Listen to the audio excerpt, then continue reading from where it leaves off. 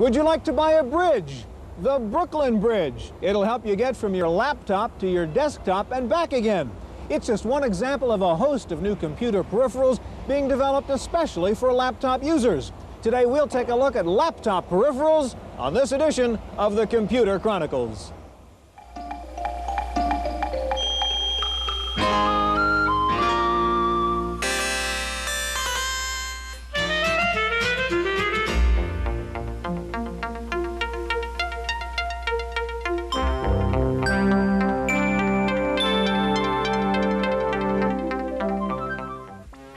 The Computer Chronicles is made possible in part by CompuServe, featuring an online reference library, Wall Street reports, at-home shopping, airline reservations, games, and hundreds of other services. CompuServe, helping people get the most from computers. Additional funding is provided by McGraw-Hill, publishers of Byte. Byte's detailed technical articles on new hardware, software, and languages cover developments in computer technology worldwide.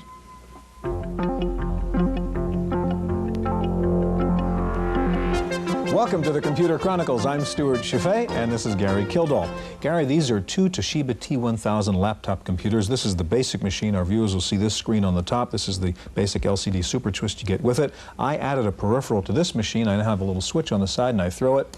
Instant backlighting, better screen in low light conditions. When we talk about peripherals for laptops, it suggests that these machines don't do what they ought to do in the first place, so I have to spend a lot of money on these peripherals. Why can't they just build a laptop that has everything in it in the first place? Right. Well, the computer designer is considering the manufacturing trade-offs, the cost of the parts, the cost of construction. With laptops, you also have size, weight, power consumption, so you go from, say, a half a meg system up to a full megabyte of memory and add modem circuitry. It's going to pull the batteries down a lot faster.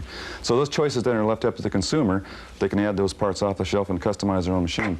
Gary, today we'll take a look at some of the most important peripherals for laptop users. We'll see devices that add memory, devices that add battery power. We'll take a look at devices that let your laptop communicate with other computers, and we'll take a look at some battery-operated printers that you can carry around with your laptop. Now, one problem every laptop user has is sharing files between the laptop and a desktop. We're going to start with a profile of one user who solves that problem using a program called LapLink. Ricardo Martinez is a physician working at Stanford University Hospital. He has also authored numerous articles for medical journals and books. Dr. Martinez has found that a portable computer with an accessory or two can make his life a lot easier. The one I have here is the one I use the most of all, and with that modem I can get into the National Library of Medicine and do computerized medical searches. I can then take the part of that search that I want and transfer that onto my data disk on the laptop. Then taking the laptop with me to the library, I can have those articles, pull the articles if I want it. I can get full text off the National Library of Medicine and keep that with me.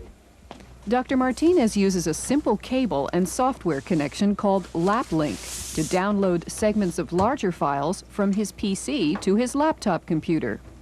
The portable then becomes his principal writing tool and reference library, whether he is at home, at the hospital, or at a distant medical conference. Well, certainly the portability has been nice for me because I can take it on the airplane, I can take it to another city, and any meeting I'm in with another physician. For example, I'm working on a project with another physician. When we meet, we can have the work done right then and there on the computer. Dr. Martinez foresees a time when the portable computer might play a role in diagnosis and treatment, especially in remote areas. But for now, he is satisfied that by helping him speed up his research, it improves the quality of his work.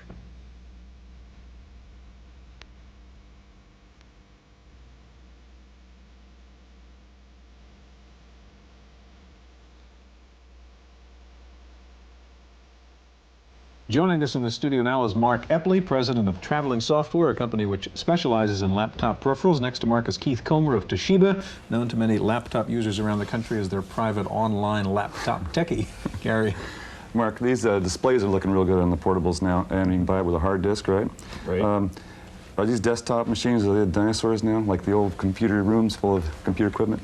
Oh, I don't think so. I think you see an evolution going on in the marketplace, and I think what we see happening is our laptop computers are becoming the personal computer, a la a small form factor desktop alternative. You have 386, 286 processors and higher res displays and hard disks, and that's so you think it's still complementary then anyway. Yes. Okay. You have a program here that's called Battery Watch. I guess this is one of the problems with laptops, right? Is that the batteries tend to go down and at times which are inappropriate, like when you're flying on an airplane. Right? What does Battery Watch do? Well, Battery Watch, well, you're right. The age-old problem of battery going dead while you're using it on the road, and that was strong motivation for us to do this product. So what we've done is we've dismantled 18 different laptop versions, taken them all apart and put them in our labs with current monitoring equipment on them and measuring the floppy drive, the display, the hard disk. And what we've come up with is very accurate calculations in real time. It's living in the background, 15K of code that's constantly monitoring what's going on in the machine. And you have, like a fuel gauge in your car, your time to empty in hours and minutes and with a bar chart. And you're saying it's sensitive to your particular machine and your particular use. Yeah, and it's constantly changing. It depends on your use of the laptop. For instance, this has a hard drive, and I flip this switch back here. It turns the hard disk off, and then you see the time goes up in hours and minutes. Now, let me ask you a couple of questions about the batteries themselves, because I'm a little confused here. If I bought a battery, are two batteries going to have exactly the same discharge characteristics? So if I change a battery later on, is it going to act the same way as it did before? No. In fact, you can adjust Battery Watch for that. Every battery has different characteristics, amp hour ratings. And if you replace the factory battery here with a higher amp hour battery, you could adjust Battery Watch to compensate for that, and you have very accurate readings, up to 99% accuracy. Okay, Keith, now suppose you're using Battery Watch and you find your battery's about to die on the 1200. What do you do? Well, give me the computer, Mark. We've set this up with battery packs that come off while the machine's on. Even if you're in the middle of something, you can turn it off. It checks to make sure everything is spun down, the hard drive's parked and everything, and then it goes off. Then you just pull this battery right out of here, reach into your briefcase, and you've got another battery, your pocket, which you could have been charging in that thing. Right, this is the offline charger. You can put 3 of them in here and charge them all night. The little lights tell you which ones are ready. And then you just drop a new battery in here, turn the machine back on, and with the resume mode enabled, it comes right back up the same place you were. But you don't lose anything. It gets you back where you are, back to where you were before. Right back where you were. Okay, turn it around, and you've got a sort of expansion slot on that too. And tell us what kinds of things you could put in there. Right in the back here, we've got an extra slot, like an IBM's expansion slot. We have a different form factor and size, and obviously power capabilities. We try and do these all in CMOS. This panel comes off, and then extra cards can slide in here. This is a RAM card. We've got a third-party speech card here. There are a lot of modems that go in this slot. This machine also allows you to put a modem inside so as not to use up the slot, so that you can have yet some other device in there. Okay. That does bring up a question, though, about expansion chassis in general. Is if I want to put in standard IBM boards, how do I handle that? Right, we have another card just about like this one with a big plug on it, and there's a cable that runs around, and we have an expansion chassis that's not terribly portable, but it holds 5 regular IBM cards. You can use, usually this is enough for carrying around. It's got all the standard kind of ports built in, the hard drive and all. If you have a network or some other kinds of cards you want to use while you're at the office, you bring this in, drop it down, plug the card in, and you're talking to the other device. Keith, we have about a half minute left. Dump the 1200. You've got a T1000 over there, and you've got one more thing to show us, which is the RAM card with that. Explain it and show us how you put it in. Well, the RAM card is it's an extra 768K of RAM. You take the screws out, take the top off like this. RAM card drops right in here. Trivial to install. Now you've got the 512 that's already in here, plus that 768 gets you 1.2 megabytes. That extra RAM can be used either as EMS or as what we call hard RAM, which is a RAM disk that doesn't go dead when the power goes off. So it acts like a very tiny hard drive, really, in practice. This machine, T1000, of course, only has the one floppy, so it's has one floppy. It does have a DOS ROM. The ROM is drive C, so it boots to DOS from that drive C, and then this RAM card acts as drive D. Keith, Mark, thank you very much. In just a minute, we'll show you how to add things to your laptop, even if it doesn't have an expansion slot. Stay tuned.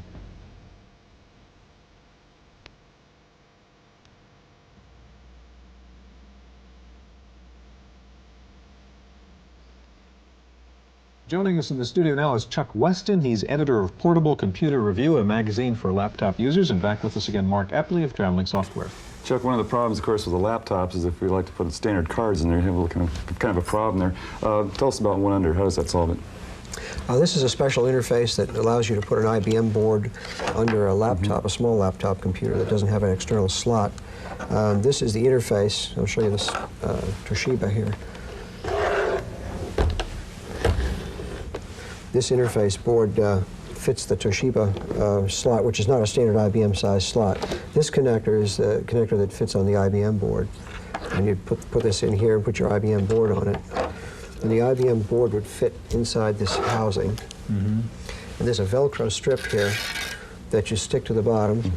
And then the two screws that hold the interface here would hold this one underneath.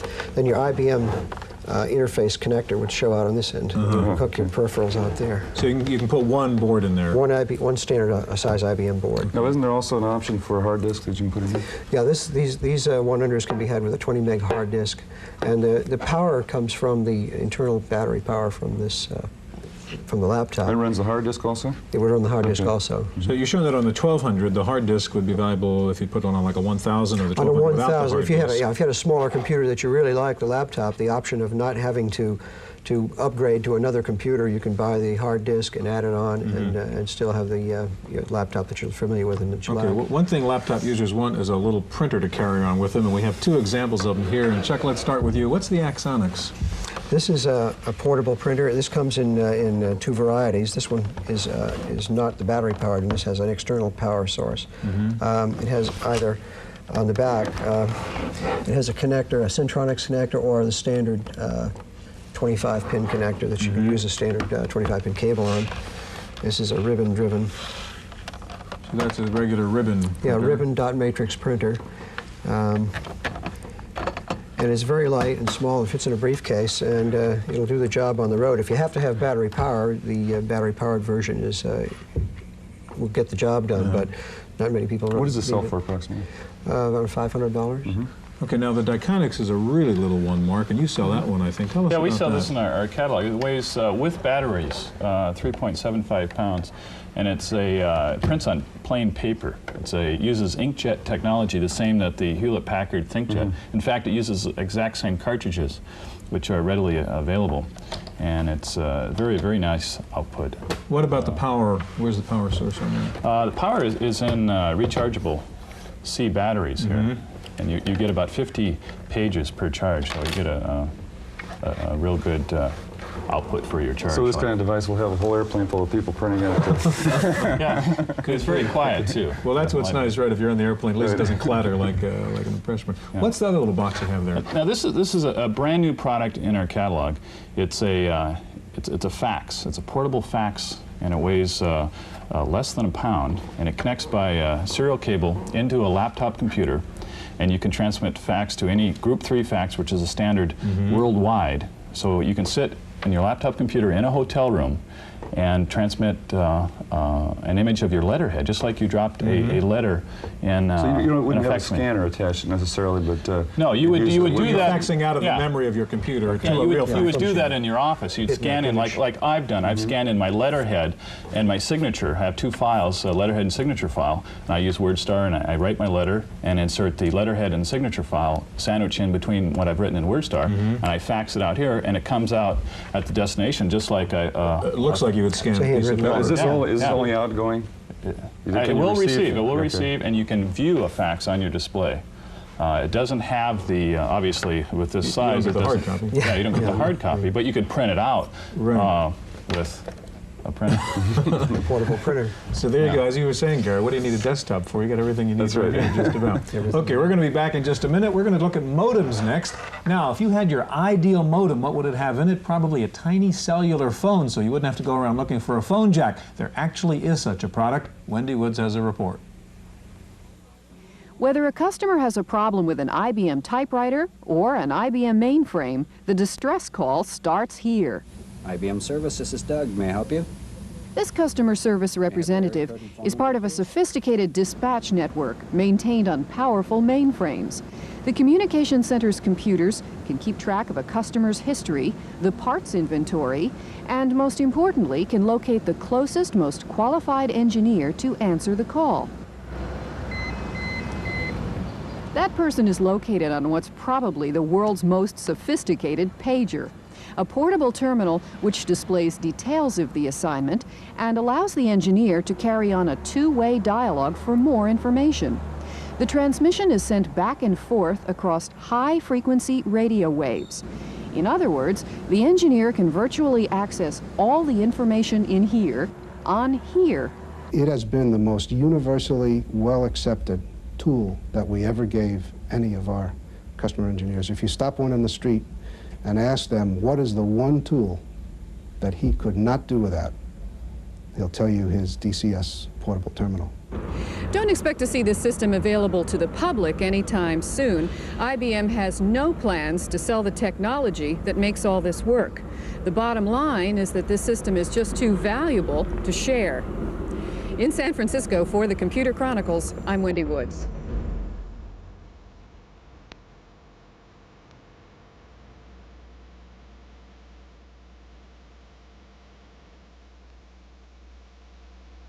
Joining us in the studio now is our friend George Morrow, computer pundit, and a guy who knows a little bit about portables, having designed the Morrow Pivot. And back with us, Mark Epley of Traveling Software. And over there, about to give us an interesting demo soon, is Chuck Weston.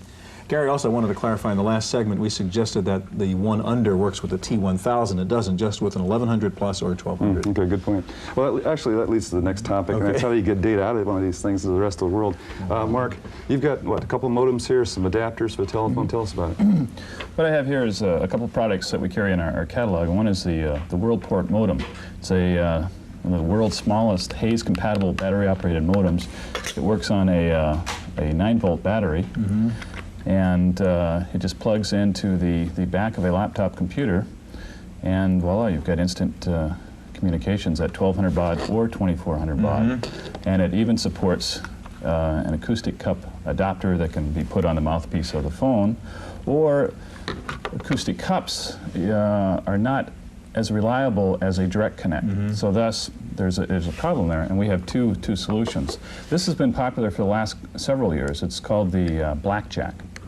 And it just plugs into the phone. Yeah, you unscrew the mouthpiece of a phone, a round mouthpiece, and put this over there. Good old-fashioned phone. Good old-fashioned phone.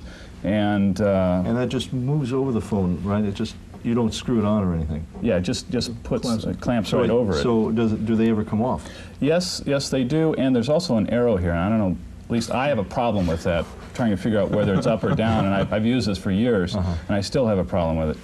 So now we have a brand new product, and this is called the data mouth, and it will actually screw right on there, and it has a little additional electronics, so it's more accurate. Is it a real mouthpiece also? It's a real mouthpiece. So you can talk through it and also plug your modem in there? Yes. Okay. And what about the modem? And it's less expensive. It looks like a little bit like a race car. Yeah, what's this funny little red thing? Yes. Now, this is, we don't carry this in our catalog. This is the Mygent modem.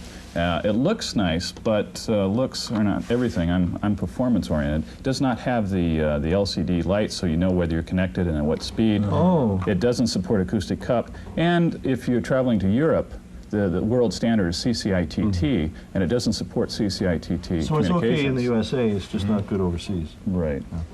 Okay, let's move on to the stuff, George, you have in front of you. And I know you've talked before about using your laptop. And That's right. And one of the problems, 5 1/4 problem. Right. One of the problems in laptops is that most of the software that exists is in 5 1/4 inch drives, and almost every one of the portables are 3.5. The 3.5s are nicer drives, but there comes the problem of transferring. And you think first you can go out and get yourself a 5 1/4 inch floppy drive and do it. Unfortunately, the drives are standard, but the connectors are not standard. Every vendor seems to have a different connector in the back of the machine, and some of them change connectors with models. So what's happened to me is I've become almost completely dependent on LapLink. LapLink plugs into the serial port, and it's screen driven and allows me to transfer data back and forth. What's the transfer data rate? About 115 kilobaud, Gary. Okay. Big files take quite a while, but for most of the files it happens pretty quickly. There's error checking. You can get around your directories pretty easily. It's pretty good. It's not quite a shell, but it certainly takes the pain out of having to have it, one of these things around. So I do really believe that the software will overcome the hardware solution. Okay, Gary, at the beginning we were talking about screen quality on laptops, and we have a kind of Magnus solution called MagnaView. Chuck over there is going to show us a way that you can be working on a presentation on a laptop, then go into a big meeting and actually take the output of your laptop, I guess, Chuck, and display it. Show us how you do that. Well, this is the MagnaView. This is basically the same technology as your LCD screen, except that it's transparent, and it replaces the LCD screen on your computer. And this is just the pattern. There's no information being transferred here now. Could you bring the lights down just a little bit? And I'm going to transfer the graph that's sitting here on my computer, redirect it to this as if it were an external monitor, and that will be projected through the overhead projector onto the screen. Thusly.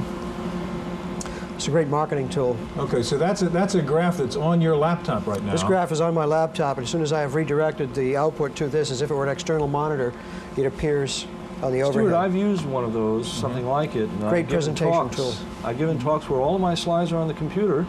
I just put this on the overhead and away I go. I can't tell you how efficient it is when you're traveling and having to do presentations. So what about the resolution, though? That's what the CGA resolution is as good as the CGA. Yeah. Okay. So it's not the quality of the slide. Newer ones are coming out EGA. It isn't the quality of the slide. But the amazing thing is you can fix a slide right before the presentation. That's right. You avoid that hard copy problem and the whole mechanical problem of creating the slide or the transparency. It's done more toward making a presentation very productive and very easy to tailor to different audiences than anything I've seen, Gary. Chuck, what's the name of that again? This is called a MagnaView, Duquesne MagnaView. Any idea what it costs for something like that? Oh, they run between $1,000 and $1,500. $1,000 and $1,500, yeah. There is an EGA version in the works too later this year. Yeah, there's about 4 different versions, Stewart. Kodak makes one they call Slideshow, and there's 2 or 3 others. There's several Japanese versions. George, Chuck, Mark, thank you very much. That's our look at laptop peripherals. Hope we'll see you here again next week on the Computer Chronicles.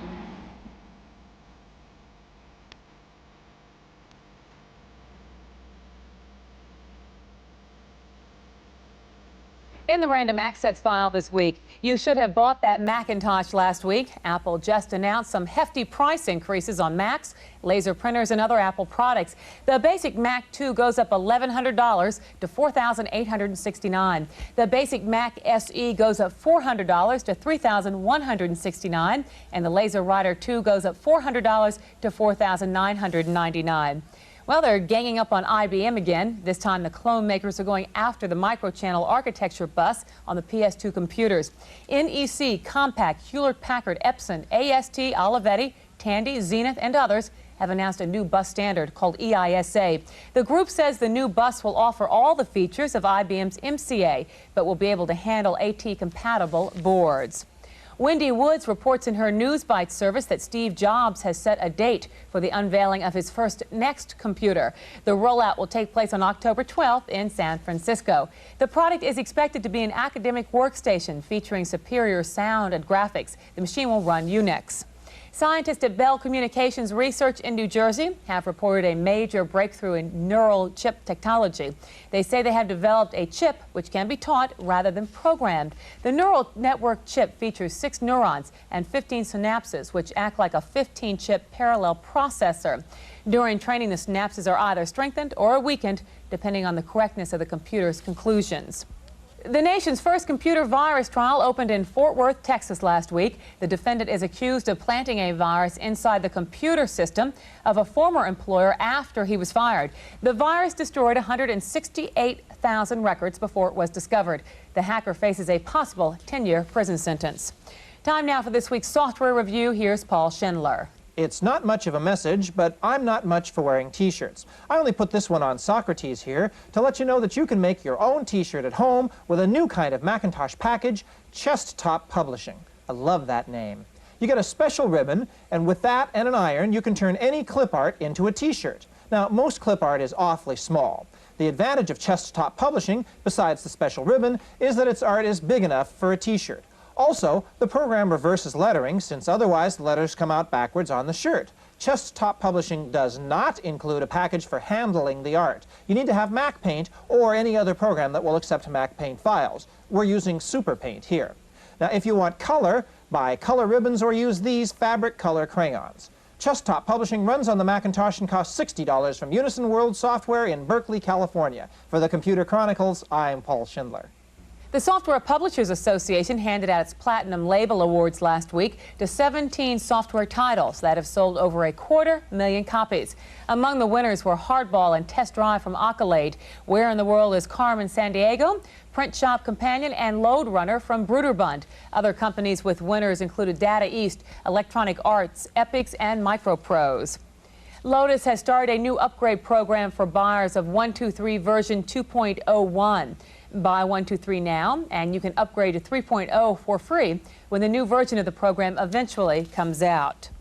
Finally, beware the desktop publisher with a guilty look on his face. Police have arrested Paul Cheifet and charged him with forgery after he used his computer to create very convincing fake cashier's checks and purchase order forms. The DTP hacker used his fake checks to buy computers all the way from Massachusetts to Maryland. That's it for this week's Computer Chronicles. I'm Cynthia Steele. The Computer Chronicles is made possible in part by CompuServe, featuring an online reference library, Wall Street reports, at-home shopping, airline reservations, games, and hundreds of other services. CompuServe, helping people get the most from computers.